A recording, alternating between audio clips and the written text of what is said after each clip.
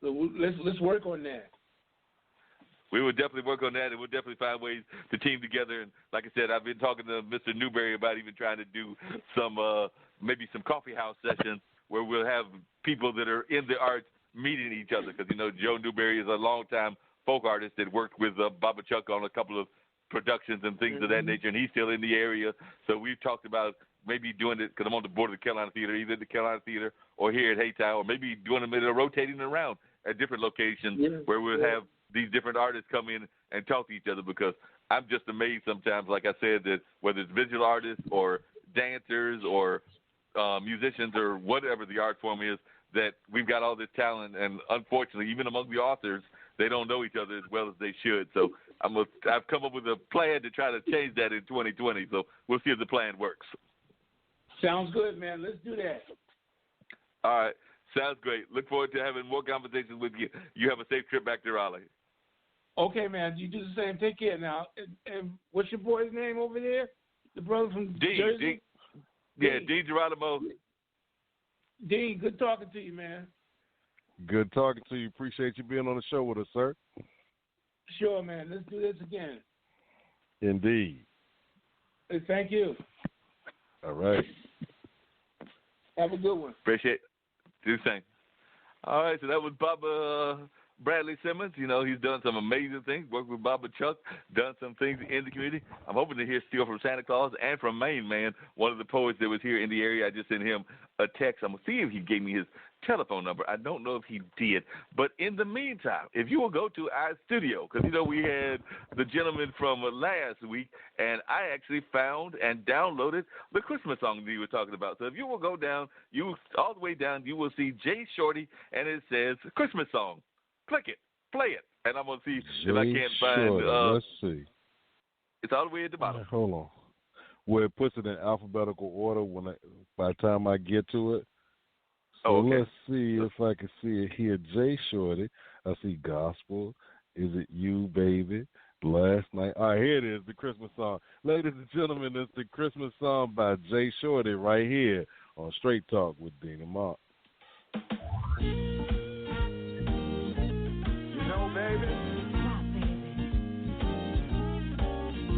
This Christmas season, and it sure is time of the year. You know, baby, kind of hooking up with reindeer. You know, Christmas only comes once a year. I said Christmas, baby.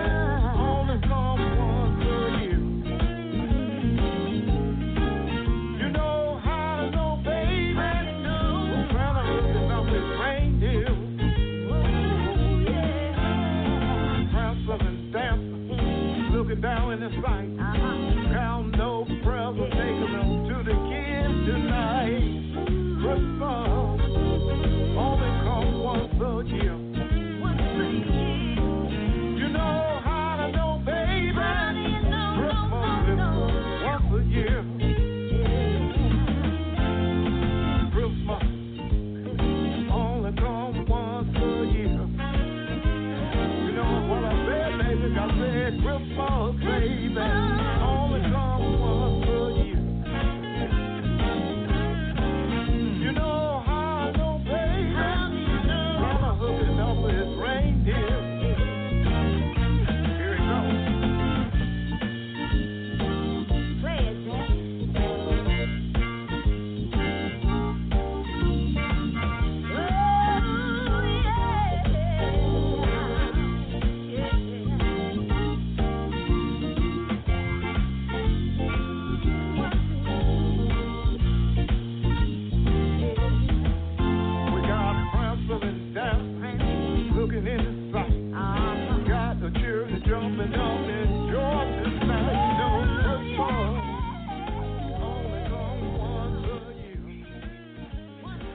We're going to end up playing that song in its entirety in a little bit.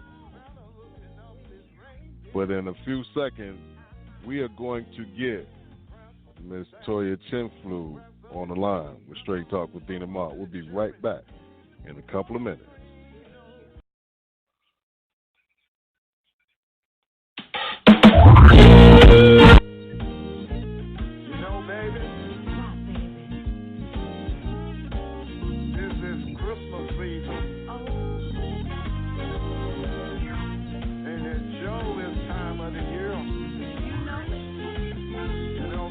Hey, Mark. Yo.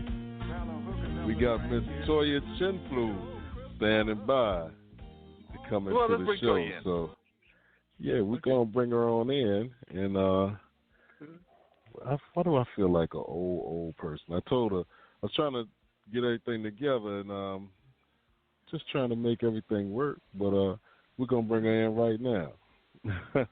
Miss Chinflu, welcome to Straight Talk with Dean and Mark. You are now on the line. Thank you. How are you guys?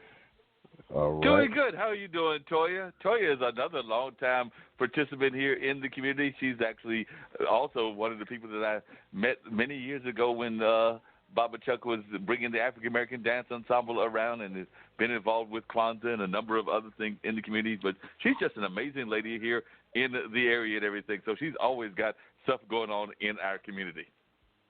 Exactly. I was just listening to your program with talking to some of my favorite people in the world. You're talking to Barbara Bradley Simmons, and he and I just finished Black Nativity, working together on Black Nativity in Raleigh with the Justice Theater program, company rather.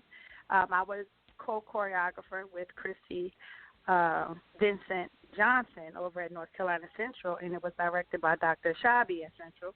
So it was an awesome cast, awesome opportunity. I've been a big fan and supporter of Mr. Tabb's Black Nativity for many, many years. Danced in his cast as well, but had the opportunity to be a choreographer.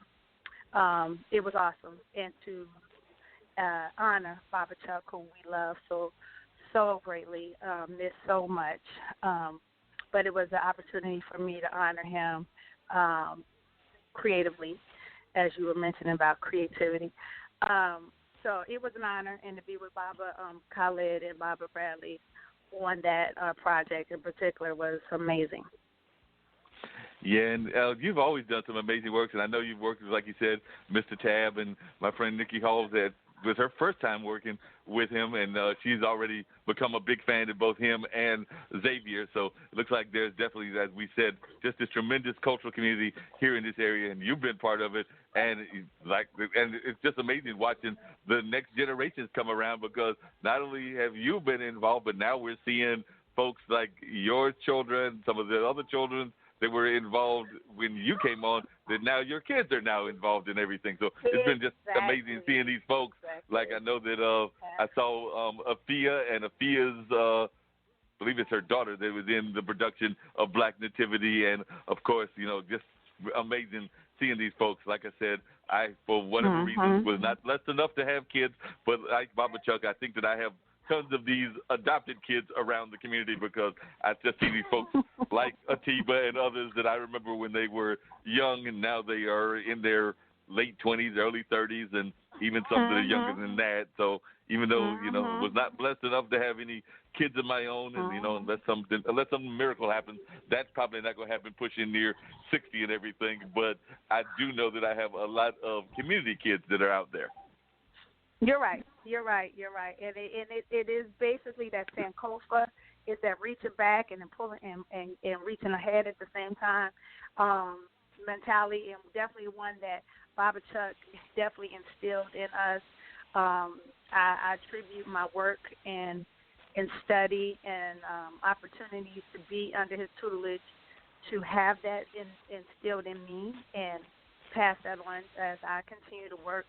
But continue to work to pave a way for the young ones behind me, those that I've birthed and those that I continue to feed into as a teacher. But it's important. And legacy starts from the moment you begin to do your work. What impression you leave on those that you work with and touch, that's what continues after you're gone. So it's very important, is that peace, love, and respect for everybody, the motto Baba Chuck instilled in all of us in every community that he was ever in front of, shared with, performed with, that peace, love, and respect, and to continue the continuum of African culture, which is culture of people, period. Because you start first with Africa and you see how it just shares and it is embedded in all societies, really. but knowing the history of where it comes from and then sharing that goodness throughout is what makes, as he said, the world a better place. If the universe was led by dancers, we'd all be in a better place. Yeah, that's actually I did not mention it this time, but Jay Shorty, actually, who's a blues artist that we just finished playing, he was like the other show that I do, which is over there in Carrboro at WCOM, and there's a guy named Bobby Blackhat who is a blues artist, I believe out of Chicago, if I remember correctly, but he's got a song called Bobby Blackhat for President, and that's actually one of his lines, is that he feels that we've had enough idiots in office, so we need to have a bluesman as president. So I think that Bobby Chuck would probably agree. We either need a bluesman or a dancer, somebody out of the arts to be actually running the country, because people in the arts would have a better understanding of people and an understanding and compassion with people, unlike some of our resident politicians. So I know that you've been a fan of Pearson and some of his campaigns, and I know he's running for his state senate. So we definitely need some artists. Yes.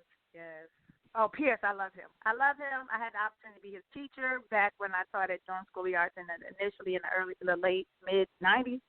I love him. I love what he stands for. But you can't again look at his parents. Like, look who raised him. Look at the community in which he was nourished. So to see him excel in the way that he does, and to hear him speak in the way that he does, and just the way he carries himself, and now fathering his own children, and it's just, again, that whole idea, that continuum, peace, love, and respect for everybody. He's a godson of Baba Chuck. I mean, it doesn't fall far off the tree, If you feed it, you nurture it, good food, good soil, good foundation, you blossom, and that is definitely evident in Pierce Freelon, for sure. Oh, no doubt about that, Toya. And just out of curiosity, we were talking to Bradley about Kwanzaa and everything, but what are your own personal Kwanzaa plans? I know I usually see you on Thursday. You and your family will pop in here at the Hayti, and we'll enjoy some of the celebrations here, but I don't know if you're going to make it to Cary or you'll be at the one on the 1st at the Armory, or what are your own personal Kwanzaa plans this year? Well, I always, and I was just having this conversation with one of my children, I didn't grow up with Kwanzaa. But I grew to learn through my work with Baba Chuck again the importance of it, the true essence of it, the agenda, the history. And so I always, like when day after Thanksgiving, when everybody's setting up their house for Christmas, or not everybody, but when those do, I and I'm a grandmother, and my grandson, we put up the Christmas tree and we put up our Kwanzaa table. So, it in my household, it's always been, it's not one or the other. We celebrate everything. So we have our Kwanzaa table already set up, like we set up our Christmas tree. So for us, my mother just arrived today. We always do something within our home, and then it's important to go out into the community. So I do my best to get my family out to at least 2 events in the community, and the one that I never ever try to miss is, of course, Baba Chuck's, because of who he is and the impact he's had on me personally, and the family and the community at large. I always attend the January 1st, and I always start with the Hayti. So when I can get whatever ones I can get in between those are bonuses. But I start at Hayti, end at Armory, and I do what I do within my family. So those are the 2 main ones I definitely attend. If I can get to Cary, I do. Or if I can get to the one at North Trivers Street, I do that as well. I don't know if they still have that one, but I remember attending that one. I think when Affair helped spearhead that one. But I try to get at least 2. If I get an extra one in there, like I said, it's a bonus. But those 2 community ones and what I do at home with my family. Oh, yeah. And by the way, Dean, I've got to let you know that Toya is also one of those people. I don't know what it was, but I think we transplanted half of the Northeast down here to North Carolina, because she is